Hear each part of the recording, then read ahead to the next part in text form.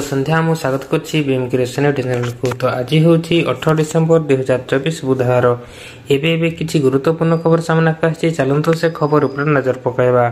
तो वर्तमान जहाँ सूचना मिलुछि, यही काम करनथले मिलिबनी सुभद्रा टंका। सूचना अनुसार डिसेम्बर 25 मिलिबाकु थिबा सुभद्रा योजनार चतुर्थ किस्ती को स्थगित रखिले सरकार। एबे संपूर्ण जांच प्रक्रिया शेष होई नहीं।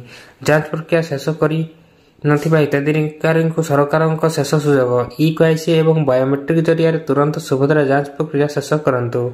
डिसेम्बर 30 तारिख सुधा सब प्रकार जांच सरिबा आशा रही। सब प्रकार जांच सरिले चतुर्थ पर्यायर प्रदान करा बोली उपमुख्यमंत्री सूचना देइछंती। सूचना अनुसार जो मैंने योग्य किंतु एजाई पाई नाहंती सुभद्रा योजना सेमानक द्वंद्व दूर करथिले उपमुख्यमंत्री।